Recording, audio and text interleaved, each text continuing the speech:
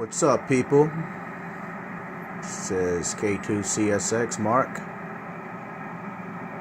Just showing off the ft-920. For a while, let's give it a little light here. For a while, we had the 920 out of line due to a PA issue on the PA board. One day, let's turn this down. We then found out the problem. We troubleshooted it. We found that everything was working well on this radio, except for when you put it in the 12 meter, 10 meter, even in the 11 meter range, the radio would not fire up. Well, it took some time. We opened her up here on the desk, or actually in the kitchen on the counter, and we found that when a lot of these old radios heat up, the on the circuit board, some of the components get real, nice and warm, and it kind of like leaves a cold solder joint on the board. So we went inside there, we cleaned the board up a little bit, and took some fresh solder and put on those joints, and voila, she's working.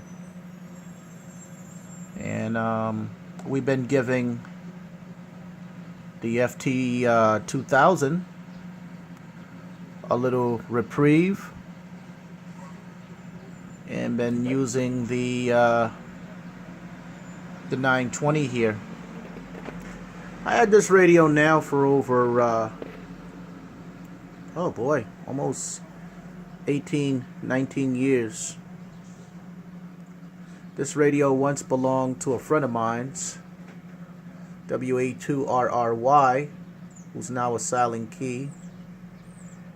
A friend of mine said the reason why it was giving me problems, it was the ghost of Mike. Well, this radio, it's a real workhorse. Has a lot of nice functions on it. It's a DX overhaul, or DX hog. I was looking at the layout here, and I might be taking this down, this hutch part, and just putting it with something simple, because maybe in the future we may be adding an ft-5000 to this setup. I already have the SP5000, the ft-5000's band scope. I thought one time you was able to hook it up here to the 2000, but that was not the case. So we put it away. Excuse me. With the one day thought that we might just add a 5000. I don't know. Still too early to tell. This old gem up here, that's the 847. Great working order. And this radio I use for 2 meter 440 single sideband, 432, 144.200, and so far. That's the FTM350, which is my Echolink node radio, which is right here. And she's pumping along. She's linked to the Georgia reflector right now in Atlanta, Georgia, on Echolink. And then you see N3KZ, which is the University of Pennsylvania. And that's linked down into Princeton, New Jersey, and that's a wide coverage repeater. Right here we have it not on because we're using the antenna for the ft-320. That's our C4 FM setup, and that's a great radio. The C4 FM allows you to work DX, well, if you want to call it DX. It lets you work those long distance stations around the world, little to no effort. Plus you could do a whole lot of other stuff on that radio as well. Now, that's the C4 FM radio right here on the top. This radio right here, some of you probably recognize it. That's the the ft-900. And this allows me to go to the park, the local park around here, and I can sit there and crossband to 6 meters, to crossband over to 2 meters, crossband to 440, to crossband over to 10 meters. It allows me to do a lot of long distance stuff, providing if the band is open.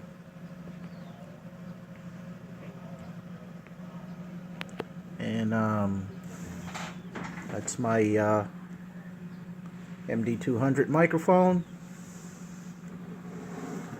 and that's the DMR radio right here.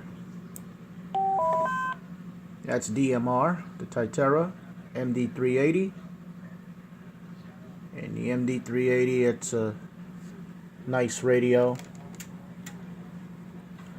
Allows you again to work those long distance stations in other parts of the world or locally, little to no effort.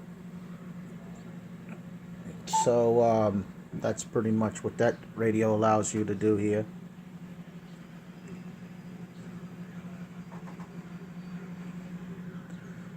And that's the setup here. I hope you guys enjoyed. Looking at the equipment here. Over here we have, well, behind those doors there's the power supply and the signal link. And over in this there's the antenna tuner, the 989D, MFJ 969. We have a DSP unit in there which is not hooked up, 599ZX. And of course up there we have the Ameritron, which really kicks some butt. And over here you have some of the inner workings for Echolink. That's a dedicated tower, that's server if you want to call it, and that's on to Echolink 24 hours a day, 7 days a week. And just give you a little show here. This is the Echolink. It shows you where we're hooked up to. It's a little blurry, but it says Georgia. Hooked up to the Georgia reflector at the moment there. There we go. And got some stations talking. Try to work something around this manual. I mean, I enjoy going out and watering mine. I got a few more things I'm gonna try to figure out what to plant. I've got one of my nice 8-foot by containers out there, just waiting for me to decide what to put in it. I drilled too many holes in it. Well, anyway, I thought I might try to plug up some of that's pretty much the station. Well, I hope you enjoyed a little bit of the K2 CSX link station here. I shouldn't have pressed that button. There we go. That's what I wanted to do. Okay. Some of the looks here at the what we do here on what we have set up here on the DMU. So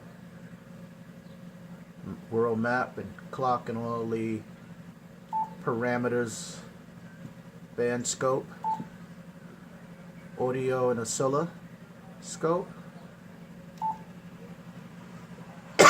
That's our logbook. SWR page. That's our world globe. We had a beam. If we had a beam antenna, we'll be on to this. We have some stuff programmed in there. WWV, whole bunch of other stuff. Oh, that's it. Well, that's it, guys. Hope you enjoyed 73s. We'll talk at you again there soon. K2 CSX.